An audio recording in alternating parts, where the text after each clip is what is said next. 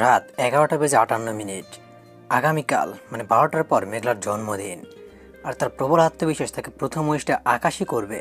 তাই অধীর আগ্রহে ফোনের স্ক্রিনে চোখ আটকে বসে আছে মেঘলা। আকাশের নামের পাশের সবুজ বাতিটা জল জল করে প্রমাণ করছে সে এখনো অনলাইনেই আছে। আকাশ সাধারণত এত রাত পর্যন্ত অনলাইনে থাকে না। তার মানে কি আকাশ মেঘলাকে উইশ করার জন্যই অপেক্ষা করছে?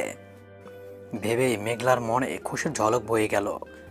আকাশ মেঘলার মামাতো ভাই, যাকে মেঘলা পাগলের মতো ভালোবাসে। তবে কোনো অজানা কারণে প্রেমটা হয়ে ওঠেনি। মেঘলা কয়েকবার নিজের মনের কথা আকাশের কাছে প্রকাশ করেছিল, কিন্তু আকাশ পাত্তা দেয়নি। তারপরও মেঘলার পুরো বিশ্বাস আকাশ তাকে ভালোবাসে, কারণ আকাশ মেঘলার অনেক কেয়ার করে, সমস্ত বিপদ থেকে আগলে রাখে। সম্পর্কে ভাই হওয়ায় হয়তো ভালোবাসার কথা প্রকাশ করে না। আকাশ তাকে ভালোবাসুক আর নাই বাসুক, অলিখিত নীতির মতো অলিখিত নিয়মে সে আকাশের মালিকানা নিয়ে নিয়েছে অনেক আগেই। আকাশ শুধুমাত্র মেঘলার এই সূত্রকে মূলমন্ত্র বানিয়ে নিজের জীবনের সমীকরণ মিলিয়ে নিয়েছে মেঘলা। কোনো কারণে তার এই অঙ্ক ভুল হবে না, হতে পারে না, এটা তার বিশ্বাস। দেখতে দেখতে ঘড়ির কাঁটা 12টার ঘর পেরিয়ে গেল। সাথে সাথে গোটা বিশ্বের মতো এসএমএস এসে মেঘলার ফোনের নোটিফিকেশন বক্সে হানা দিল। কিন্তু সেসব চেক করার সময় বা ইচ্ছে কোনোটাই মেঘলা নেই, কারণ মেঘলার চোখ এখনো আকাশের ইনবক্সে আটকে আছে। দেখতে দেখতে আরও মিনিট 10 কেটে গেল, কিন্তু মেঘলার কাঙ্ক্ষিত সেই কলটা আর আসলো না। মেঘলাও হার মানার পাত্রী নয়। অলিখিত সেই অধিকারবোধ থেকে মেঘলা নিজেই আকাশকে ফোন দিল, কিন্তু ফোনটা ওয়েটিংয়ে প্রায় 30 মিনিট ধরে চলল। মেঘলার এই ফোন দেয়া নেয়া, কিন্তু আকাশ এখনও ওয়েটিংয়ে। আকাশের এই ফোন আলাপ মেঘলার মন ভেঙে টুকরো টুকরো করে দিচ্ছে, কিন্তু আকাশ তাতে মোটেও বিচলিত নয়। সে নিজ মনে কথা বলে চলেছে। মেঘলা বারবার ফোন দিচ্ছে দেখেও আকাশ প্রতিবার মেঘলার ফোনটা কেটে দিয়ে কথা বলায় মত্ত হয়ে উঠেছে। অনেকবার কেটে দেওয়ার পর মেঘলা রেগে গিয়ে ফোন রেখে উঠে বসলো, কিন্তু নিজের ফোনের ওয়ালপেপারে থাকা আকাশের হাসিমাখা ছবিতে চোখ পড়তেই মেঘলার রাগ নিমিষে নিস্তেজ হয়ে গেল। সে আবারও ফোনে হাত দিল, কিন্তু এবার ফোন নয়, এসএমএস করলো আকাশকে। কার সাথে কথা বলছিস? 2 থেকে 3 মিনিট পর কল আসলো। কলটা আকাশ করেছে দেখে মেঘলার মন খুশিতে নেচে উঠল। সাথে সাথে ঠিক করে নিল সকালে আকাশকে নিয়ে কোথায় কোথায় ঘুরতে যাবে, কি কি খাবে, সব ট্রিট আকাশের কাছ থেকে এখনই চেয়ে নিবে। অধীর আগ্রহে মেঘলা ফোনটা রিসিভ করলো, কিন্তু ফোন ধরার সাথে সাথে একটা রুক্ষ কণ্ঠ ভেসে এলো। আকাশ পাহাড় সম বিরক্তি নিয়ে বলে উঠল, এই কি সমস্যা তোর? হ্যাঁ, এতবার ফোন করছিলি কেন?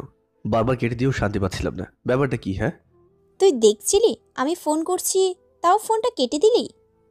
তো তুই কোন দেশের প্রিন্সেস যে তোর ফোনটা কাটা যাবে না? মেঘলা অভিমানী কণ্ঠে প্রশ্ন করলো। খুব ইম্পর্টেন্ট কেউ কল করছিল বুঝি? আকাশ যথারীতি রাগী কণ্ঠে জবাব দিল, হ্যাঁ, আমার ভার্সিটি ফ্রেন্ড নন্দিনী এখন দেশের বাইরে থাকে, অনেকদিন পর ফোন করেছিল। বাই দ্য ওয়ে, আমি কার সাথে কথা বলছিলাম বা কার সাথে বলবো তার কৈফিয়ত কি তোকে দিতে হবে নাকি? কৈফিয়ত চাইবো কেন? আমি তো এমনি জিজ্ঞেস করছিলাম। জানিস মেঘলা, সবাই এমনি এমনি বলে না যে তুই আসলে একটা ঝামেলা। এতদিন পর মেয়েটা ফোন দিয়েছিল, তোর যন্ত্রণায় ভালোভাবে কথা বলতে পারলাম না। মেঘলা রাগে তেতে উঠে জবাব দিল, তো আমার সাথে কথা বলার পর আবার ফোন দিলেই তো হয়। আকাশ তাচ্ছিল্যের হাসি দিয়ে জবাব দিল, সবাই কি তোর মতো ফালতু নাকি যে যখন ফোন দেবো তখনই ফ্রি থাকবে? বাজে কথা বলবি না, আমি মোটেও ফালতু না। আমিও দরকারেই ফোন দিয়েছিলাম। কিসের সাথে কিসের তুলনা করিস আমি তো বুঝি না। কোথায় তুই আর কোথায় নন্দিনী? জানিস, ফার্স্ট ক্লাস পেয়ে স্কলারশিপে বিদেশে গিয়েছে। অসম্ভব ট্যালেন্টেড মেয়ে, সারাক্ষণ বইয়ে ডুবে থাকে। কথা বলার মতো এত সময় ওর নেই। আর তুই তো সবসময় ফ্রি থাকিস, ফোন দিলে তুই বাথরুমে থাকলেও কথা বলা শুরু করে দিবি। কথাটায় মেঘলার খুব খারাপ লাগলো প্রকাশ করলো না। আসলে সে আকাশকে খুবই পছন্দ করে, তাই সে যত ব্যস্তই থাকুক আকাশ ফোন দিলে কথা বলার চেষ্টা করে। এমনকি ক্লাসের মাঝখানে ফোন দিলেও সে রিসিভ করে। স্যারের কাছে বকা খেলেও ফোন ধরতে ভুল করে না।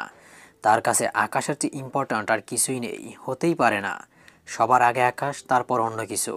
তাই রাগের সাথে ভালোবাসা মিশিয়ে জবাব দিল, সেটা তোর সাথে কথা বলতে ভালো লাগে তাই।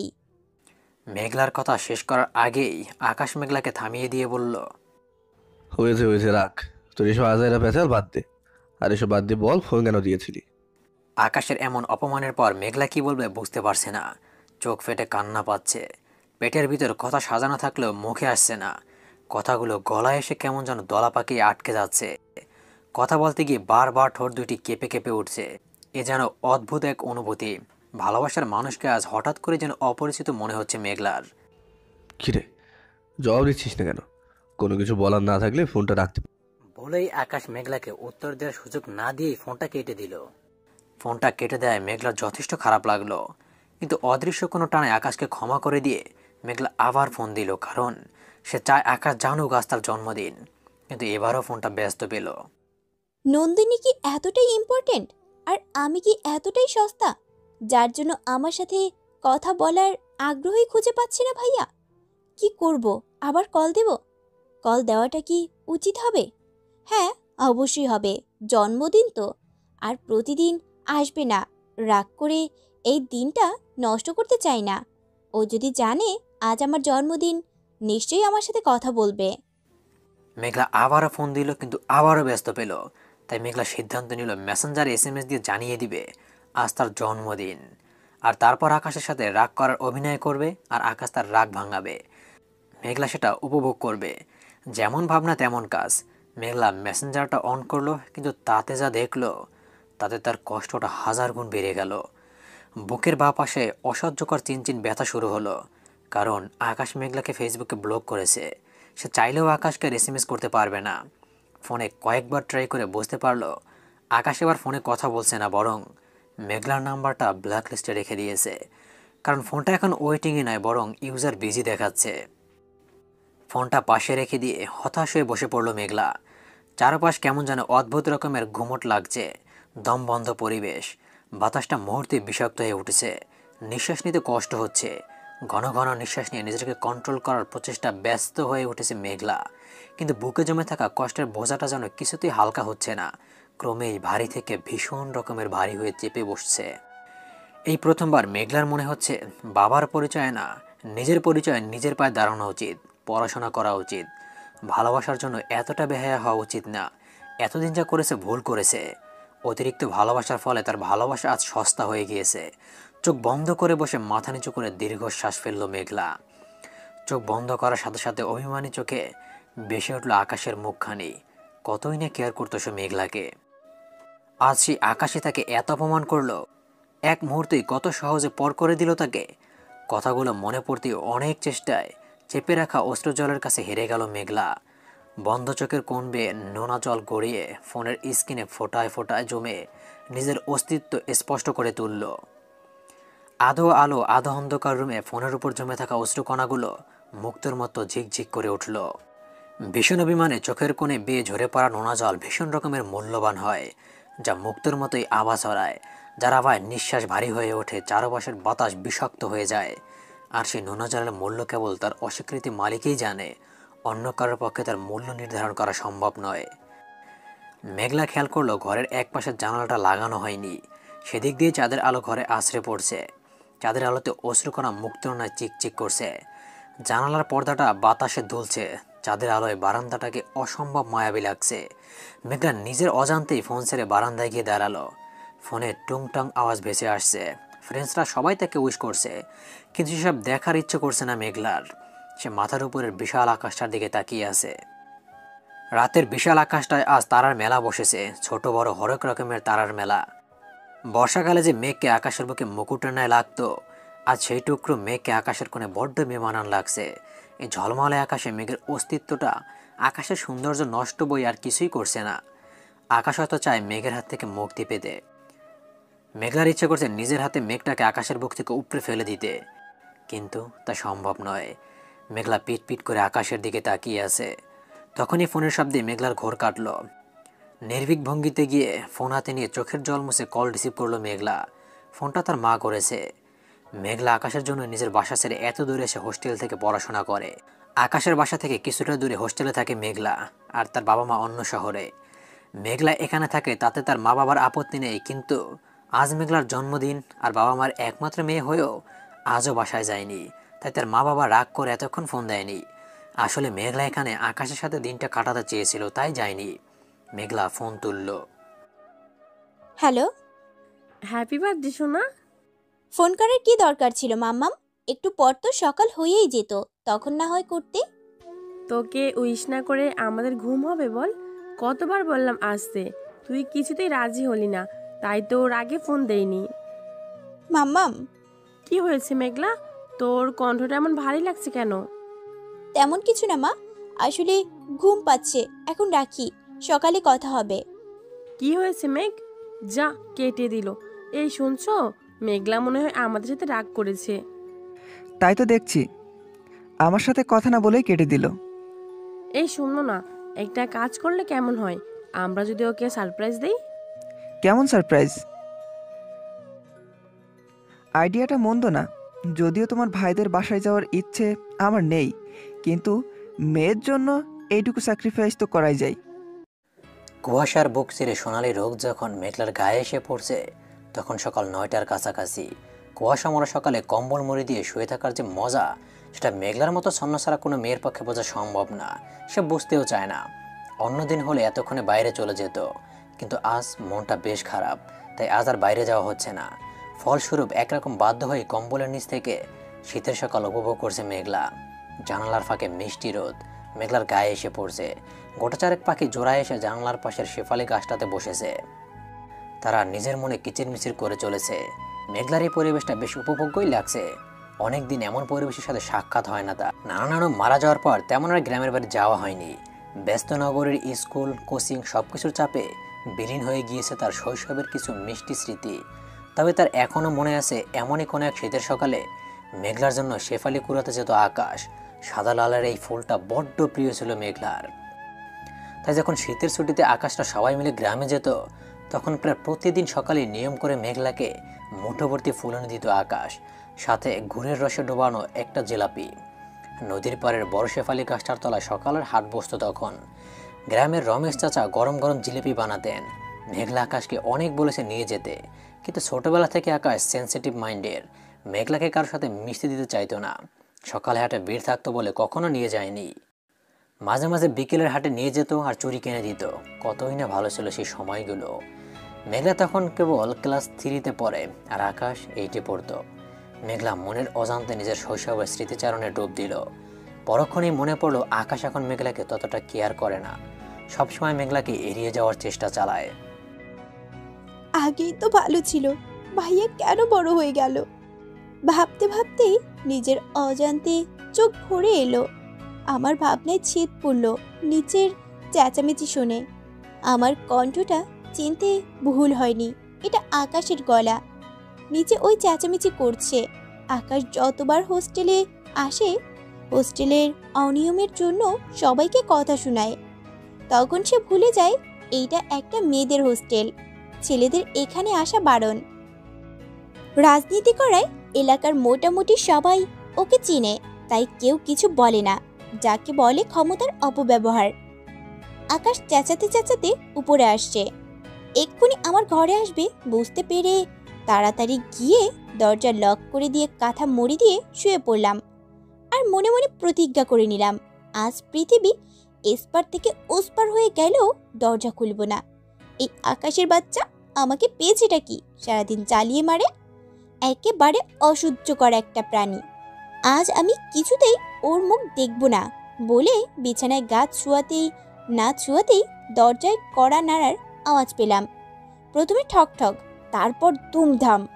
দরজার ওপাশ থেকে আকাশ চেঁচাচ্ছে, মেঘলা, মেঘলা দরজাটা খোল। এই ছেলেটা দিন দিন সব সীমা পেরিয়ে যাচ্ছে। ও কি আমাকে নিজের কেনা গোলাম মনে করে নাকি?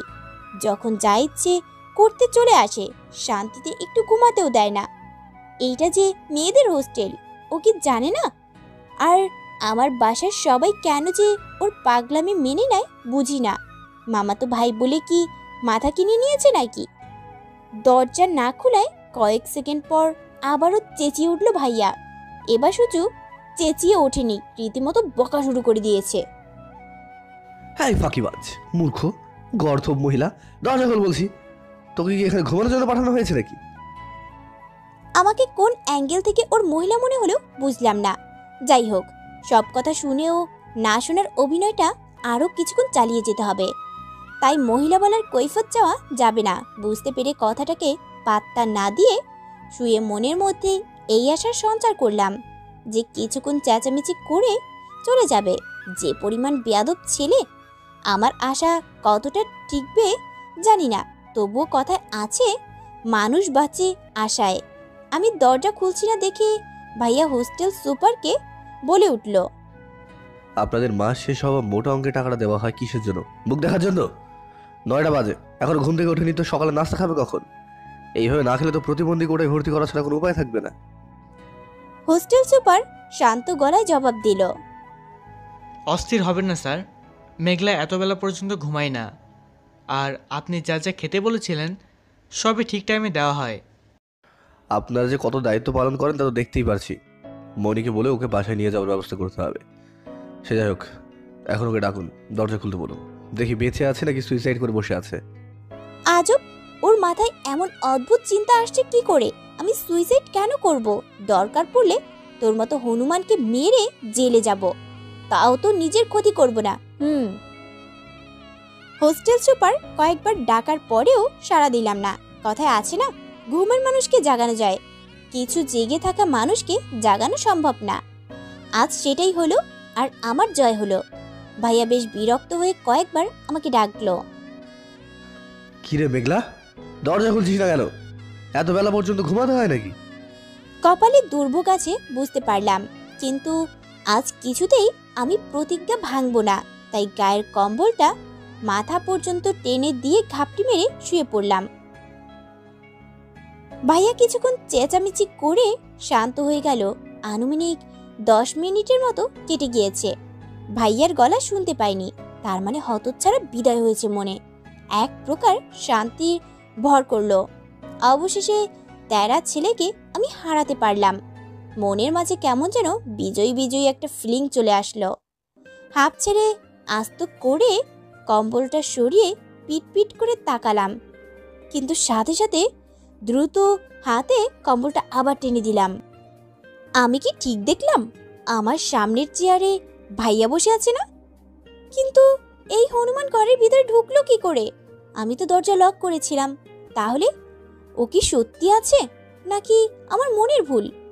ঘরে যদি আসবেই তাহলে এতক্ষণ চুপ থাকবে কেন? ভয়ে ভয়ে কম্বলটা একটুখানি ফাঁক করে পিটপিট করে তাকালাম। না, মনের ভুল তো নয়। ভাইয়া সত্যি বেডের সাইডের চেয়ারে বসে আমার দিকেই তাকিয়ে আছে। অফ হোয়াইট শার্টের সাথে কালো লেদার ব্লেজার পরেছে সে। চোখের উপর পরে থাকা এলোমেলো সিল্কের চুলগুলো ও সৌন্দর্য যেন 1000 গুণ বাড়িয়ে দিয়েছে। ওকে দেখে মনের মাঝে লুকিয়ে রাখা অতৃপ্ত ইচ্ছা যেন চারা দিয়ে উঠল। আমার এই এক দোষ, ভাইয়াকে দেখলে কেমন যেন নেশায় ডুবে যাই। ফর্সা চেহারায় ঘন পাপড়িতে ঢাকা কাজল কালো চোখগুলো যেন আমাকে মাদকের মতো আকর্ষণ করে। নিজেকে কিছুতেই কন্ট্রোল করতে পারি না। ইচ্ছে করে আমৃত্যু ওর দিকে তাকিয়ে থাকি। কি দরকার ছিল এত মিষ্টি হওয়ার? এতটা সুন্দর না হলেও পারতো। আমাকে পাগল করার জন্য হয়তো এত কিউট হয়েছে। ভাইয়া হয়তো আমার অবস্থা আন্দাজ করতে পেরেছে, তাই কাশির ভান করে আমার ঘোর কাটিয়ে দিল। সাথে সাথে কল্পবিলাস থেকে বাস্তবে ফিরে আসলাম আমি। বাস্তবে ফিরতেই মনে পড়ল আকাশ নামক প্রাণীটি কতটা অসহ্যকর। তাই কম্বল সরিয়ে বিরক্তকর সুরে জিজ্ঞাসা করলাম, কি হয়েছে কি শুনি? সকাল হতে না হতেই সাইক্লোনের মতো হাজির হয়েছিস কেন? ভাইয়া তীক্ষ্ণ দৃষ্টিতে তাকিয়ে সহসা উত্তর দিল, দেখতে আসলাম বেঁচে আছিস নাকি মরে গেছিস। মরে গেলে খুশি হতি নাকি? খুশি হতাম কিনা জানি না, তবে ব্যাপারটা মন্দ হতো না। ভাইয়ার বিরক্তকর সংলাপ এড়িয়ে যাওয়ার জন্য হোস্টেল সুপারকে ডেকে বললাম, এটা যে একটা গার্লস হোস্টেল সেটা কি আপনারা ভুলে যান? এমন একটা কম বয়সী ছেলেকে ঢুকতে দেন কি করে? তাও আবার আমার বেডরুমে আমার পারমিশন ছাড়া। আমি তো দরজা লক করে রেখেছিলাম, তাহলে ঢুকলো কি করে? আমার কথাটা শুনে আকাশ নামক অদ্ভুত প্রাণীটি ভুরু নাচিয়ে বলে উঠল, এক্সকিউজ মি ম্যাডাম, বড় ভাই শব্দটা মানে বোঝেন? আমি এখানে প্রেম করতে আসিনি। আপনি কখন কি করছেন তার খোঁজ রাখা আমার দায়িত্বের মধ্যে পড়ে, কারণ আপনার মা অলিখিত নীতির মতো আপনাকে অলিখিতভাবে আমার ঘাড়ে চাপিয়ে দিয়েছেন। এখানে আমি আপনার লিগ্যাল গার্জিয়ান, বুঝেছেন? আপনাকে তো বিশ্বাস নেই। হয়তো দরজা বন্ধ করে রাগে হাতে শিরা কেটে পড়ে থাকবেন, অথবা তেলাপোকার ভয়ে হার্ট ফেল করে মরে যাবেন, আবার রুমে বসে প্রেমালাপ করা বা সিগারেটও খেতে পারেন। আপনাকে কোনো বিশ্বাস নেই, তাই ডুপ্লিকেট চাবি দিয়ে ঘরে ঢোকালাম। হোস্টেলের প্রতি রুমেরই ডুপ্লিকেট চাবি রয়েছে, কারণ মেয়ের একটু মেন্টাল টাইপের, বোঝে কম করে বেশি, কখন কাকে ফাঁসিয়ে দেবে বলা তো যায় না, তাই রাখা হয়। আর বাকি রইল অন্য মেয়েদের কথা। তোকে যেমন ছোট বোন চোখে দেখি, তেমন এখানকার সবাই আমার ছোট বোন, বুঝেছিস কথাটা? নিকুচি করেছে ছোট বোনের, ইচ্ছে করছে চেয়ার থেকে ধাক্কা দিয়ে ফেলে দিয়ে নিজের পৈশাচিক আত্মাটাকে শান্তি দেই, কিন্তু এমন সুঠাম দেহের অধিকারী ব্যক্তিকে আমার মতো পুচকে মেয়ে ফেলা তো দূরের কথা, এক চুল নড়াতেও পারবে না। তার উপর আবার মারামারিতে দক্ষ ছেলে, তাই মনের সুপ্ত ইচ্ছেটাকে কবর দিয়ে দিলাম। এই বিড়বিড় করা বন্ধ করে বল, এতক্ষণ ডাকার পর কেন দরজাটা খুললি না? আমার কথা ছাড়, তুই এখানে এসেছিস কেন সেটা বল। শোন, একদম ন্যাকামি করবি না, যত যাই কর, তোর সাথে আমার আর কোনো সম্পর্ক নেই, ইটস ফাইনাল। আমি আর ন্যাকামি? কেমনে কি? আমি কোন দুঃখে ন্যাকামি করতে যাবো শুনি? তুই রাতে আমাকে ব্লক করেছিস, সেই জন্যই তো এসেছিস, তাই না? এখন হ্যান ত্যান টেবিল ফ্যান বুঝিয়ে নিজেকে নির্দোষ প্রমাণ করে ফেলবি, তাই তো? আজও মেয়ে বটে তুই একটা। ব্লক করার কারণ ছিল তাই করে দিয়েছি, তার জন্য তোর কাছে কৈফিয়ত কেন দেবো? হ্যাঁ, আমার অ্যাকাউন্ট আমি কাকে ব্লক করবো না করবো তার অনুমতি নিশ্চয়ই কোনো মাথা মোটা মেয়ের কাছ থেকে নেবো না, তাই না? নেহাত আমি তোর গার্জিয়ান, তাই তোর নাম্বারটা আমি ব্লক লিস্টে রাখতে পারি না, তা না হলে সেটাও করে দিতাম। রাখার বাকি রেখেছিস নাকি? তার মানে বলতে যাচ্ছিস আমি দায়িত্বহীন? হ্যাঁ, মোটেই না। তোর নাম্বার আমি ব্লক করে নিই, রাতে যদি ফোন দিয়ে থাকিস তাহলে কলটা ফরওয়ার্ড করা ছিল, মেজাজ খারাপ ছিল তাই ফরওয়ার্ড করে রেখেছিলাম, শুধু ফেসবুকে ব্লক করেছি। এই চুপ থাকতো, তোর মতো হনুমানের সাথে কে অ্যাড থাকতে চায়? যা তো এখান থেকে যা, সকাল সকাল মাথাটা খাস না, বিদায় হ। সেটাই, এখানে বেশিক্ষণ থাকার ইচ্ছা আমারও নেই। চারিদিকে কেমন মেয়েলি মেয়েলি ভাব, দেখলে গা গুলিয়ে বমি পায়। তাড়াতাড়ি উঠে রেডি হয়ে রে, ছোট মা বলেছে তোকে নিয়ে যেতে। আমি যাব না। তোর মতামত কে জানতে চেয়েছে? হ্যাঁ, 2 মিনিট টাইম দিলাম, নাইট ড্রেসটা চেঞ্জ করবি।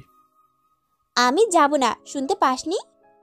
আমার বলতে দেরি হলেও আমার হাত ধরতে ভাইয়ার দেরি হলো না। অসম্ভব জোরে চেপে ধরেছে হাতটা, পারলে এক্ষুনি ভেঙে দেয়। টানতে টানতে নিয়ে নিচে নামছে, হাত মুচড়িতে হাতটা পুরো লাল হয়ে গিয়েছে, তবু ওর কাছ থেকে ছাড়াতে পারলাম না। নিচে এসে রিসেপশনে সাইন করে দিয়ে বলল, অভিমন্যু তো ফোন করেছিল, তাই না বলে দিয়েছে নিশ্চয়ই। নিয়ে যাচ্ছি, রাতে দিয়ে যাব। রিসেপশনের ম্যাডাম অনুমতি দিতেই ভাইয়া আমাকে নিয়ে বাইরে বেরিয়ে এলো। ওদের হাবভাব দেখে মনে হচ্ছে যেন আমি মানুষ নই, কোনো পণ্য, যার নিজের কোনো মতামত নেই, তাকে নিয়ে যা খুশি করা যায়। নিজেকে মানুষ প্রমাণ করার উদ্দেশ্যে যতটা সম্ভব চেঁচিয়ে বলে উঠলাম, আমার কি কোনো স্বাধীনতা নেই? তোদের যখন যা ইচ্ছে তাই করবি। আমার আশ্রিক চিৎকারে ভাইয়া কিছুটা অপ্রস্তুত হলো, তবে তার আচরণের কোনো পরিবর্তন ঘটল না। হাতটা একটু হালকা করে দিয়ে শান্ত গলায় বলল, নেই কে বললো? আছে তো, তবে বিয়ের পর যা মন চায় তাই করিস, এখন আপাতত এভাবেই চলতে হবে। বলেই রিক্সা ডাকলো। রিক্সার কাছে আসতেই আমার হাতটা ছেড়ে দিয়ে বলল, ওঠ। যাওয়া আটকানোর কোনো উপায় নেই জানি, তাই বাড়াবাড়ি করলাম না, তবে কিছুটা অবাক হয়ে প্রশ্ন করলাম, রিক্সায় যাব, বাইক আনিসনি? নির্বিকার ঝটপট উত্তর দিয়ে দিল, আবার বাইকে মেয়েদের চড়া নিষেধ, বেশি কথা না বলে তাড়াতাড়ি ওঠ। কথা বাড়িয়ে লাভ হবে না বুঝতে পেরে রিক্সায় উঠে বসলাম। ভাবলাম ভাইয়া হয়তো বাইকে যাবে আর সেই সুযোগে আমি পালাবো, কিন্তু আমাকে অবাক করে দিয়ে ভাইয়া টুপ করে আমার পাশে বসে পড়ল। পৃথিবীর অষ্টম আশ্চর্য বোধহয় রিক্সায় বসা ভাইয়াই হতে চলেছে, কেননা এর আগে কেউ কখনো তাকে রিক্সায় চড়তে দেখেনি। ছোট থেকেই দেখেছি নিজের সাইকেল, তারপর বড় হয়ে নিজের বাইক ছাড়া এক পাও ফেলে না সে। নিজের বাইকের অসুখ করলে বন্ধুরটা হলেও ধার নিয়ে আসে, রিক্সায় চড়তে নাকি তার অসহ্য লাগে। তার মতে এর চেয়ে হেঁটে যাওয়া শ্রেয়। কত করে বলেছি একটা দিন আমাকে নিয়ে রিকশায় ঘুরতে, কিন্তু কোনো দিন রাজি হয়নি সেই ব্যক্তি। আজ হঠাৎ রিকশায়, ব্যাপারটা ঠিক হজম হলো না। আমি হাঁ করে ভাইয়ার দিকে তাকিয়ে আছি। ভাইয়া নিজের ফোন বের করতে করতে বলল, এই অটিস্টিকের মতো আচরণ তো বন্ধ কর, তা নাহলে ধাক্কা দিয়ে ফেলে দিয়ে চলে যাব। কথাটা বলে ফোন টিপতে ব্যস্ত হয়ে গেল ভাইয়া, আর আমি নামক অস্তিত্বটাকে ভুলে গেল। আমি যে 4 হাত পা বিদ্যমান একজন মানুষ তার পাশে বসে আছি সেটা মুহূর্তের মধ্যেই ভুলে সে তার ফোনে ব্যস্ত হয়ে পড়ল। হয়তো নন্দিনীর সাথে SMS করছে। মন ভার করে চুপচাপ বসে আছি, কিন্তু উপরওয়ালার বোধহয় সেটা পছন্দ হয়নি। তাই হঠাৎ লক্ষ্য করলাম সবাই আমাদের দিকে হাঁ করে তাকিয়ে আছে। ব্যাপারটা ঠিক বুঝতে পারলাম না, তবে বেশ অস্বস্তিতে ভুগছি, কিন্তু কিছু বলতে পারছি না। ইচ্ছে করছে নেমে গিয়ে সবকটার মাথা ফাটিয়ে দেই। মনে মনে সবার গোষ্ঠী উদ্ধার করছিলাম, হঠাৎই ভাইয়া বলে উঠল, সমস্যা যারা তাকিয়ে আছে তাদের নয়, বরং যে নাইট ড্রেসে খালি পায়ে বেরিয়েছে বাইরে তার। কোনো সুস্থ মানুষ এই অবস্থায় বাইরে আসতে পারে? ব্যাপারটা একেবারে অজানা আমার কাছে। ভাইয়া তো মনে হয় কথাটা আমাকেই বলল, কিন্তু ও তো এখনো ফোনের দিকেই তাকিয়ে আছে। তাহলে কে কার দিকে তাকিয়ে আছে কি করে বুঝলো? আমি জিজ্ঞেস করার আগেই উত্তর পেলাম। যে কোনো এক বিষয়ে মনোযোগ দিয়ে বসে থাকলে এতদিনে রাস্তায় মোড়ে পড়ে থাকতাম। নিজের সেফটির জন্য কারণ ছাড়াই চারপাশে খেয়াল রাখাটা অভ্যাস হয়ে গিয়েছে। আমি কিছু বলার আগেই ও সব কিভাবে বুঝে যায়, আর যা বোঝাতে চাই তা বলেও কেন বোঝাতে পারি না, ব্যাপারটা বোধগম্য হলো না। রিক্সা চলছে, এটা অটো চালিত রিক্সা না, তাই একটু সময় লাগছে। বাইরে বেশ ঠান্ডা পড়েছে, হিমময় বাতাস বইছে। একে তো সকাল, তার উপর শুধু নাইট ড্রেস পরে বাইরে চলে এসেছি, পায়ে জুতাও নেই। সত্যপ্রবাহের প্রকোপে আমার প্রায় জমে যাওয়ার মতো অবস্থা। ছোট থেকেই আমার ঠান্ডার সমস্যা আছে, তাই অল্প হাওয়াতেই বেশ কষ্ট হচ্ছে। ভাইয়ার গায়ে ব্লেজার আছে, কিন্তু এই অসহ্যকর ব্যক্তিটির কাছে আমি সাহায্য চাইব না, কিছুতেই না। তাতে যদি মরে যেতে হয় যাব, কোনো আফসোস নেই। কিন্তু হাত পা আউট অফ কন্ট্রোল হয়ে আমার নিষ্পাপ মনের নিষেধ উপেক্ষা করে কবুতরের বাচ্চার ন্যায় কাঁপাকাঁপি শুরু করে দিয়েছে। কিছুতেই শান্ত করতে পারছি না। কিছুক্ষণ পর ভাইয়া ফোনটা পকেটে রেখে বলে উঠল, মেয়ে মানে আলগা প্যারা, এসব আমার ঘাড়ে কেন চাপে যে এসে আমি বুঝি না। এই হাঁফানি রোগীর মতো আমার কাঁপাকাঁপি করছিস কেন? হ্যাঁ, তখন যে বললাম যে ড্রেসটা চেঞ্জ করে রেডি হয়ে আয়, ভালো লাগেনি, এখন এমন করছিস কেন? যত্তস্ব বাজায় না ঝামেলা। এই মামা, এই সাইড করে থামুন তো। রিক্সা থামতেই ভাইয়া আমাকে বলল, এই নাম রিক্সা থেকে। এই ঠান্ডায় যত তাড়াতাড়ি সম্ভব বাসায় যেতে পারলে বাঁচি, তা না হলে আমাকে নামিয়ে দিচ্ছে। তার মানে কি আমাকে রেখে চলে যাবে? ভাইয়া আমার সাথে এমনটা করতে পারছে ভাবতেই পারছি না, কিন্তু আমার তো আর কিছু করার নেই। নেমে দাঁড়ালাম রাস্তার পাশের ঘাসের উপর। জমে থাকা শিশির বিন্দুতে পা পড়তেই গায়ে কাটা দিল। ছলো ছলো চোখে ভাইয়ার দিকে তাকালাম। ভাইয়া, তুই আমায় রেখে চলে যাবি? ভাইয়া রিক্সা থেকে নামতে নামতে জবাব দিল, সে উপায় কি আছে? ছোট মার আদেশ, তোকে বাসায় নিয়ে যেতে হবে, তা না হলে তোর মতো মেয়ের জন্য এত সকালে ঘুম থেকে উঠি আমি?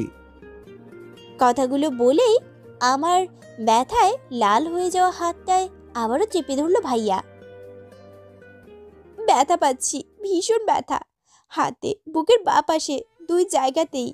একদিনে ভাইয়া কেমন বদলে গিয়েছে, কিন্তু বললে আরো আঘাত করবে, তাই চুপচাপ ওর সাথে সাথে চলছি। হাতের জবরদস্ত ব্যথায় চোখ দিয়ে টুপ টুপ করে পানি পড়ছে। আমার এক হাত ভাইয়ার হাতে বন্দি থাকায় অন্য হাত চোখের পানি মুছতে মুছতে ভাইয়ার সাথে তাল মিলাচ্ছি। ভাইয়া একবারও পিছনে ফিরছে না। যেতে যেতে ভাইয়া একটা টং দোকানের সামনে থামলো। দোকানের পাশেই একজন মধ্যবয়স্ক মহিলা শীতের হরেক রকমের পিঠা বানাচ্ছে। ভাইয়া দোকানের সামনে থেকেই দৃঢ় কণ্ঠে বলল, চাচি, মিষ্টি করে একটা ভাপা পিঠে দিন তো।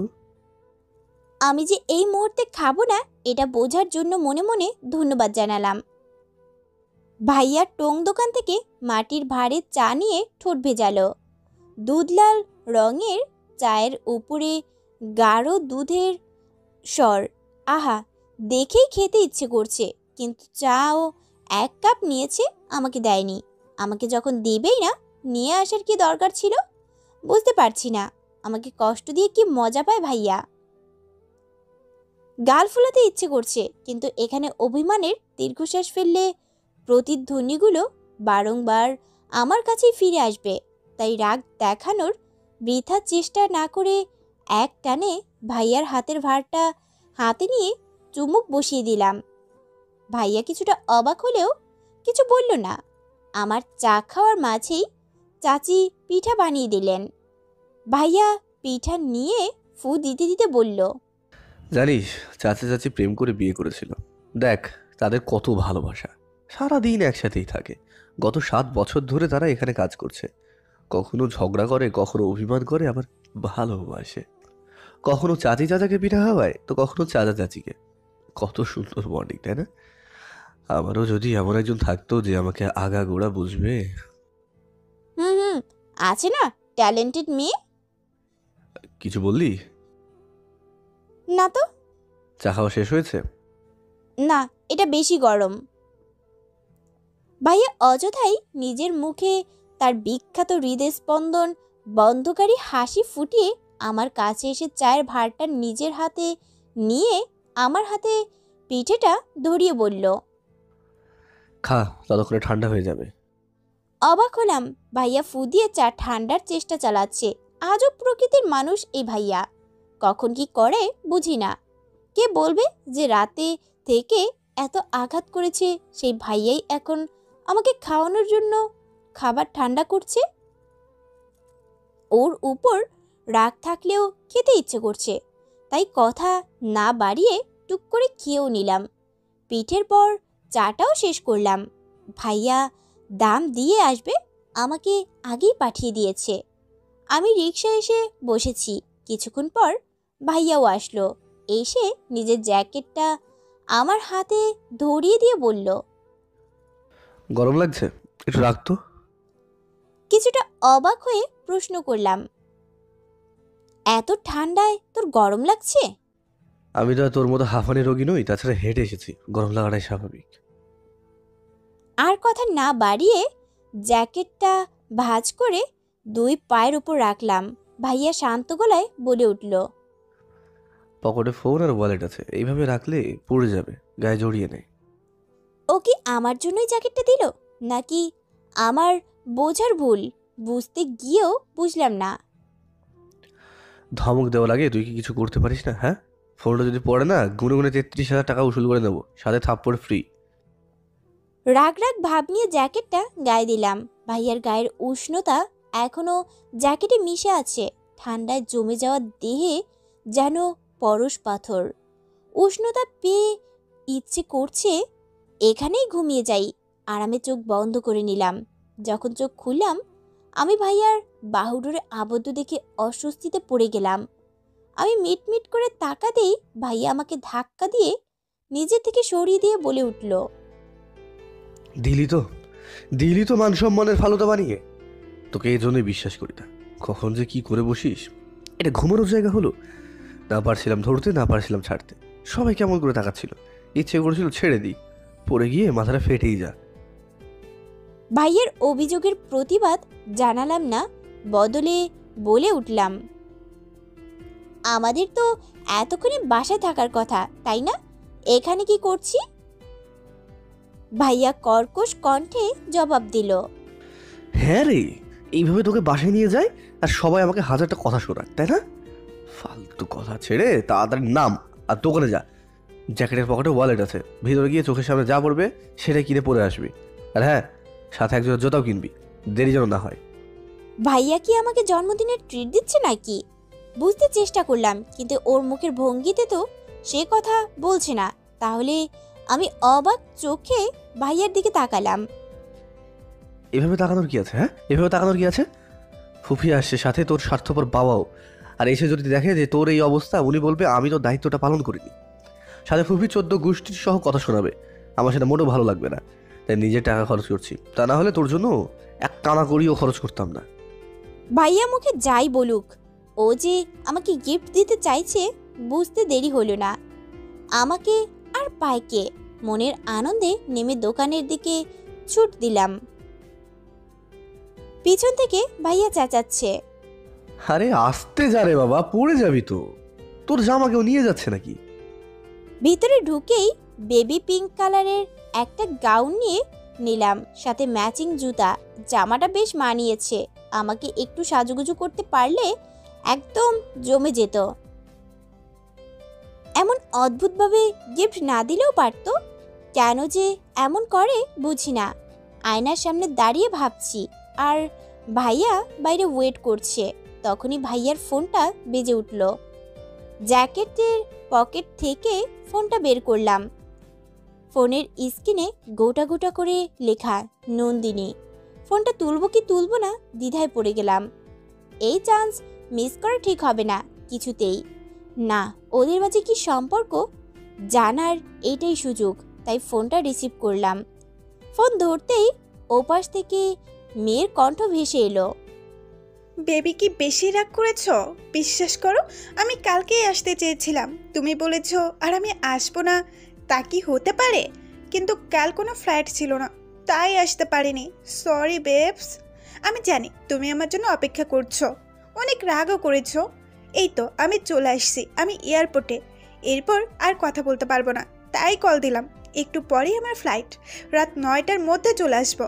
বাই দ্য ওয়ে, রাতে তো ভালো করে কথাই বলতে পারলাম না আমি, কিন্তু তোমার পছন্দের অর্নামেন্টসটাই নিয়েছি। মেসেঞ্জারে ছবি দিয়েছি, কেমন মানাবে বললে না তো? কি ব্যাপার আকাশ, কথা বলছো না কেন? মেসেঞ্জারের কথা শুনেই ফোনটা কেটে দিয়ে ভাইয়ার মেসেঞ্জারে ঢুকলাম। চ্যাট লিস্টে প্রথমেই আছে নন্দিনী। জলদি ওপেন করলাম আর দুজনের কথোপকথন পড়তে শুরু করলাম। এই এসএমএসটা ভাইয়া নন্দিনীকে করেছে। কে তুমি নন্দিনী, আগে তো দেখিনি। ও মাই গড, আমি কি সত্যি দেখছি? The great! আকাশ আমাকে এসএমএস করেছে, কিভাবে সম্ভব? অনেকদিন হলো কথা হয় না, তাই ভাবলাম একটু কথা বলি। তো ম্যাডাম, ফোন নম্বরটি কি দেওয়া যাবে?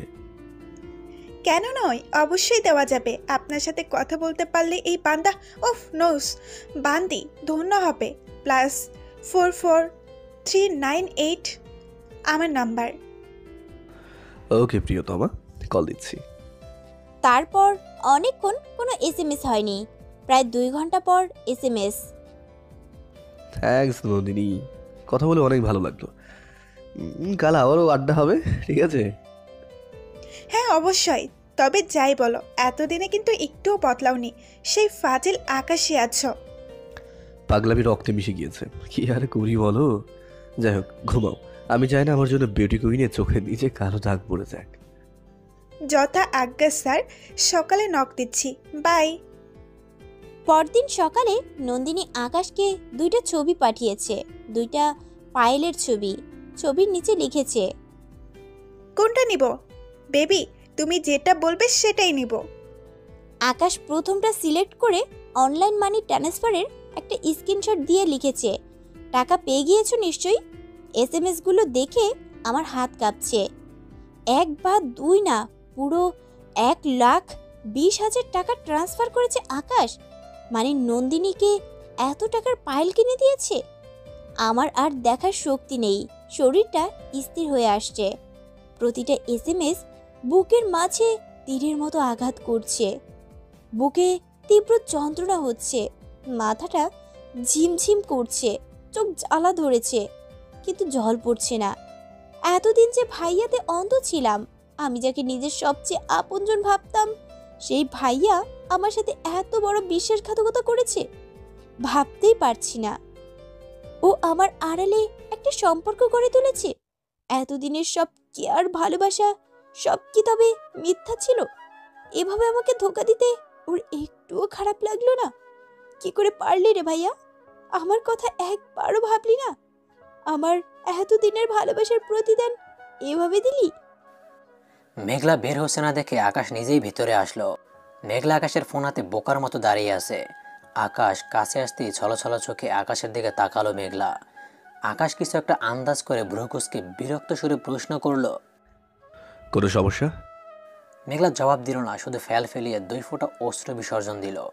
সাথে সাথে আকাশ মেঘলার হাত থেকে ফোনটা নিয়ে কল লিস্ট চেক করলো। এবার মেঘলার মুখে কথা ফুটলো। নন্দী। কথাটা শেষ হওয়ার আগেই আকাশ সজোরে মেঘলার গালে থাপ্পড় বসিয়ে দিল। শপিং মলে উপস্থিত সবাই তাদের দিকে তাকাতেই আকাশ সশব্দে চেঁচিয়ে উঠল। অনুমতি ছাড়া কারো পার্সোনাল বিষয়ে নাক গলানোটা কি ধরনের স্বভাব? হ্যাঁ, আবার ফোন রিসিভ করছিস কেন? কি বলেছিস তুই নন্দিনীকে? আকাশকে জবাব দেওয়ার ভাষা মেঘলা হারিয়ে ফেলেছে, তাই চুপ করে প্রিয়জনের রং বদলের দৃশ্যের সাক্ষী হচ্ছে সে। জাস্ট 1 মিনিট অপেক্ষা কর, নন্দিনীকে জিজ্ঞেস করছি। বলেই আকাশ নন্দিনীকে ফোন দিল, কিন্তু ফোনটা সুইচ অফ। হয়তো ফ্ল্যাট ছেড়ে দিয়েছে তাই। কিন্তু ফোন সুইচ অফ পেয়ে আকাশ আরও খেপে গেল।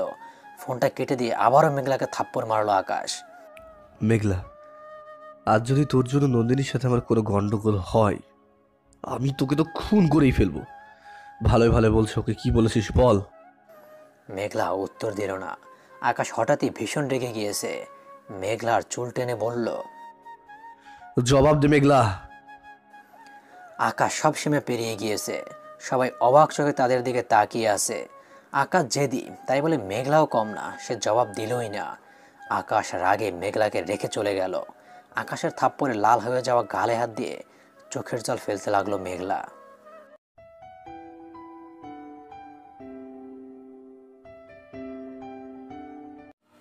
যদিও আকাশ ওয়ালেট বা জ্যাকেট নিয়ে যায়নি, মেঘলার কাছে রেখে গিয়েছে।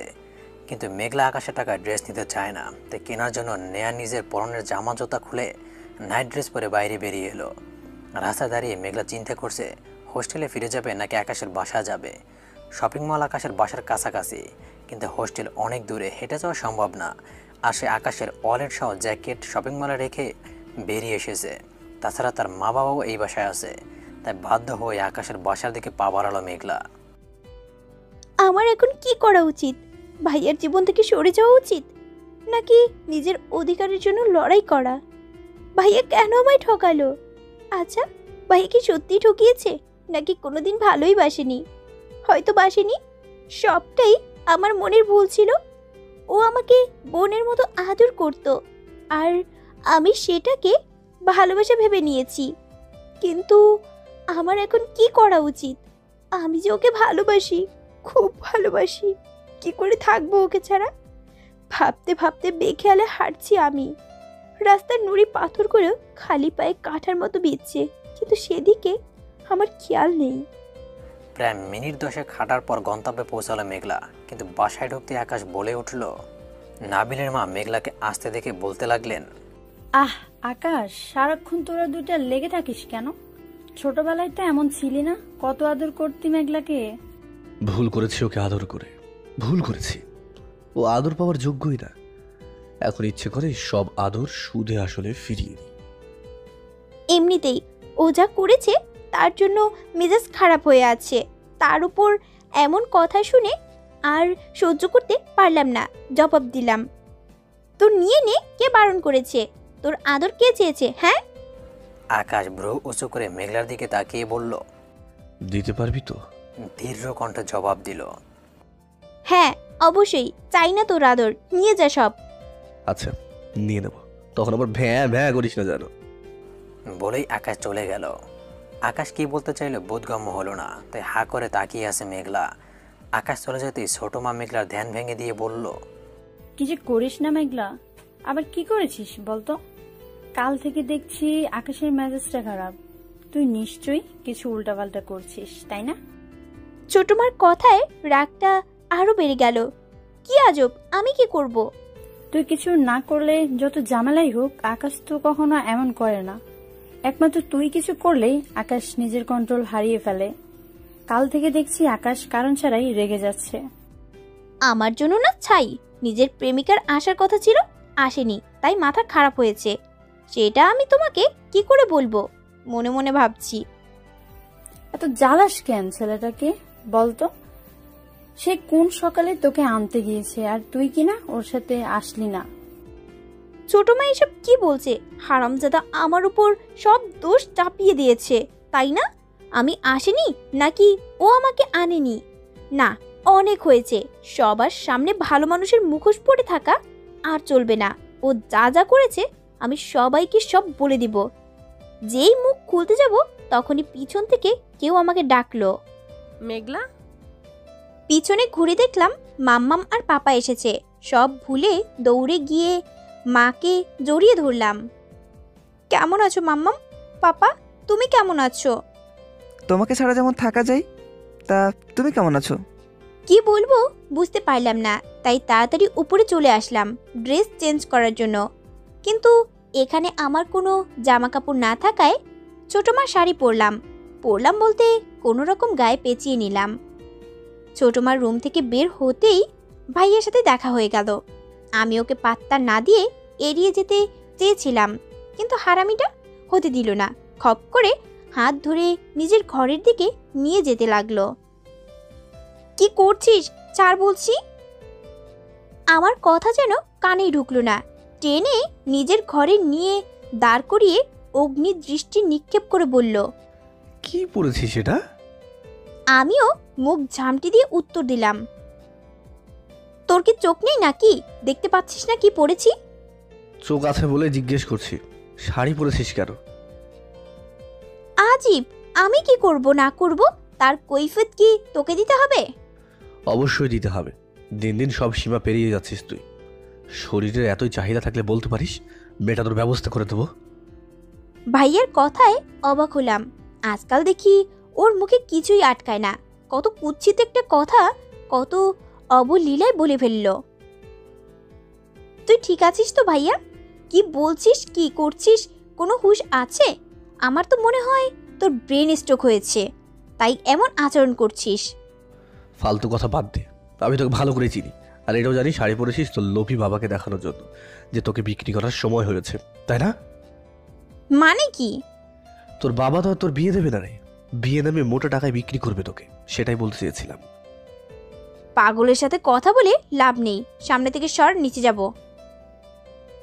ভাইয়া দাঁত কটমট করে বলে উঠল। খবরদার মেঘলা, শাড়ি পরে তুই নিচে যাবি না। নিজের কোমরে হাত রেখে চোখ বড় বড় করে ভাইয়াকে উদ্দেশ্য করে বললাম, কে রে তুই যে তোর কথা আমার শুনতে হবে? মার খাস না মেঘলা, আমি এখন তোকে মারতে চাচ্ছি না, কিন্তু শাড়ি পরা অবস্থায় কেউ যদি তোকে দেখে মেরে পা ভেঙে দেবো একেবারে। আর একবার মেরে দেখ না, তোকে যদি আমি জেলের ভাত না খাওয়াই। তবে রে। মাম্মাম, কোথায় গেলে দেখে যাও, তোমার ভাইয়ের ছেলে আমাকে মারছে।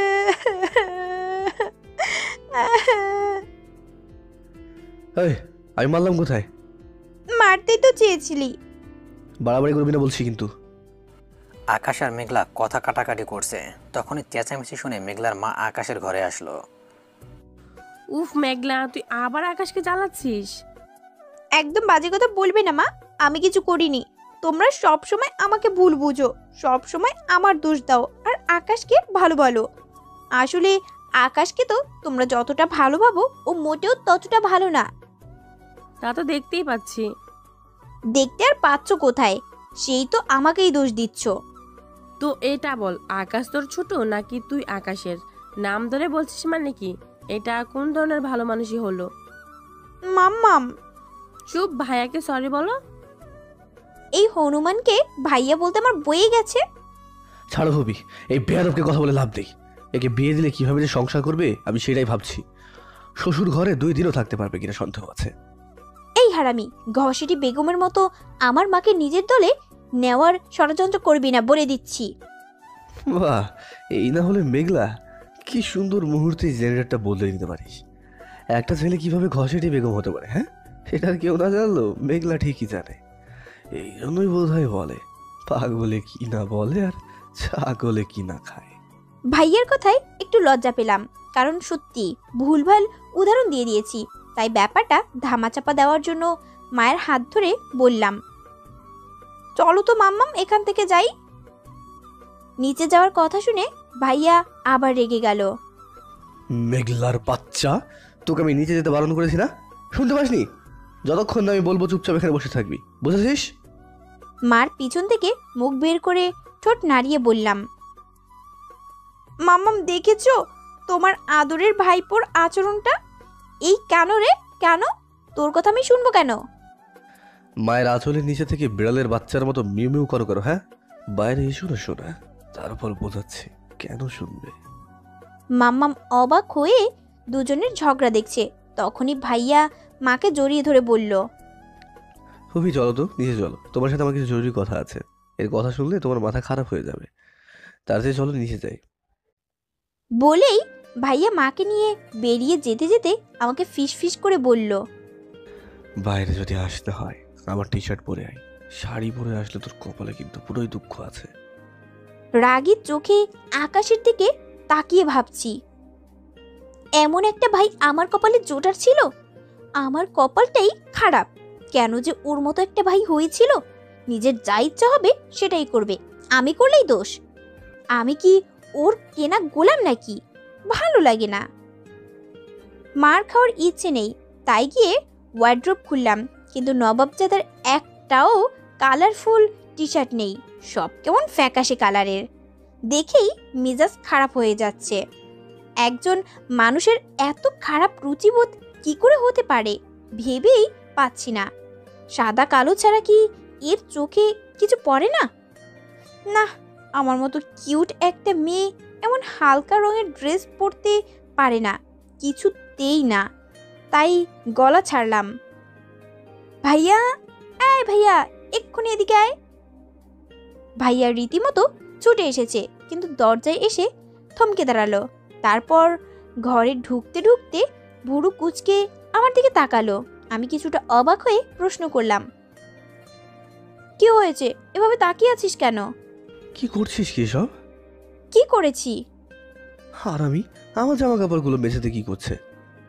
ভাইয়ার কথায় জ্ঞান ফিরল, তাই তাকিয়ে দেখি আমার পছন্দ মতো টি শার্ট খুঁজতে গিয়ে ওর সব ড্রেস নিচে ফেলে দিয়েছি। কি করব বুঝতে না পেরে ভাইয়ার দিকে তাকালাম। 32টা দাঁত বের করে একটা হাসি দিলাম। ভাইয়ার দাঁত কামড়ে বলে উঠল, কারোর জীবন লন্ডভন্ড করে দেওয়ার জন্য তোর 10 মিনিটই যথেষ্ট। দেখ তো 1 মিনিটে কি অবস্থা করেছিস ঘরটার। ভাইয়াকে আর কিছু বলার সুযোগ না দিয়ে নিচে বসে কয়েকটা জামা কাপড় তুলে নিয়ে ঠেলে ওয়ার্ড্রোবে ঢুকিয়ে দিলাম। সাথে সাথেই ভাইয়া আবার চেঁচিয়ে উঠল। মুখ ভোঁতা করে ভাইয়ার দিকে তাকিয়ে প্রশ্ন করলাম, আবার কি হয়েছে? কোন বুদ্ধিতে তুই পরে থাকা কাপড়গুলো বাকি কাপড়ের সাথে মিশিয়ে দিলি? এখন ওয়ার্ডরোবে ভর্তি সব কাপড় কে ধোবে শুনি? বোকা বোকা মুখ করে ভাইয়াকে বললাম, সব ধুতে হবে কেন? তা আমি কি করে জানবো কোনটা নিচে পড়েছিল? সব ধোয়ার কি দরকার? এগুলো কি নোংরা হয়েছে নাকি? এভাবেই তো পরা যাবে। আমার ড্রেস তো রাস্তায় পড়ে থাকলেও ধুতাম না। তোর ধুতে হয় না, কারণ তোর আকাশ নামের একটা বডিগার্ড আছে, যে তুই কখন কি খাবি কখন কি পরবি সব দিকে খেয়াল রাখে। প্রতিদিন যে গোছানো ড্রেস হাতের কাছে পাস তা কি এমনি এমনি? নিজের ড্রেস ছাড়া তো সারা হোস্টেলময় ছড়িয়ে ছিটিয়ে রাখিস, আর আকাশ অর্ডার দিয়ে সেগুলো কুড়িয়ে এনে ধোয়ায়, তো সব হাতের কাছে পাস। না, পেলেও ধুতাম না। খচ্চর মেয়ে, আমি তোর মতো এত নোংরা না, তাই পড়তে পারবো না। ঠিক আছে, তাহলে সব ধুবি। কে ধুয়ে দেবে? তুই? তোর শাশুড়ির ধোয়া আমার পছন্দ হয় না, জানিস না? এটা ও কি বলল? আমার শাশুড়ি মানে কি? ও কি নিজের মাকে আমার শাশুড়ি বলে দাবি করলো? মনে মনে ভাবছি। উল্টো পাল্টা চিন্তা বাদ দে। এই ভাইয়াটাও না সব বুঝে যায়, ভালো লাগে না। ওই, আমি কিছু ভাবছি না, বুঝেছিস? কি ভেবেছিস আকাশ এতই বোকা? কিছুই বুঝবে না, হ্যাঁ? আমি তোকে শাড়ি খুলতে বলেছি জন্য আমাকে নিয়ে এতগুলো কাপড় ধোয়ানোর প্ল্যান করেছিস, তাই না? কত বড় লেভেলের হারামি তুই চিন্তা কর। কিন্তু সে গুড়ে বালি, এইসব কাপড় আমি তোকে দিয়েই ধোয়াবো, আর এখন ঘরও পরিষ্কার করাবো। আমার তো খেয়ে দিয়ে কাজ নেই, আমি জীবনেও এসব করব না। পিঠে কয়েকটা পড়লে সব করবে সন্টুমো না। আজাইরা প্যাচাল বন্ধ কর। সুন্দর সুন্দর ড্রেস কোথায় রেখেছিস? যতই তাল বাহানা কর, কাপড় আমি ধুয়েই ছাড়বো। আচ্ছা থাক, আজ লাগবে না, অন্যদিন দিস, এখন তাড়াতাড়ি চেঞ্জ কর। চেঞ্জ করে পরবো কি? এখানে সব মরা কালারের টি শার্ট, আমার একটাও পছন্দ হচ্ছে না। কালার আবার মরা হয় কিভাবে? হয় রে বাবা হয়, এই যে সাদা কালো অফ হোয়াইট ব্লু এগুলো কি বেঁচে আছে? সব তো মরে গিয়েছে। লাল সবুজ হলুদ কমলা টি শার্ট কিনতে পারিস না? এসব মরা রং আমার পছন্দ না। হ্যাঁ, তা কেন হবে রে? যাত্রাপালার নায়িকা না সাজলে তো আপনার ভালো লাগে না। চুপচাপ টি শার্টটা পর, হারাবি। সুন্দর টি শার্ট দে। এগুলোই সুন্দর। তাই তো বলি, আমার মতো কিউট একটা মেয়েকে রেখে কিভাবে অন্য মেয়ের প্রেমে পড়ে। আসলে এর রুচিই খারাপ। মনে মনে ভাবছি। কিছু বলছিস মনে মনে?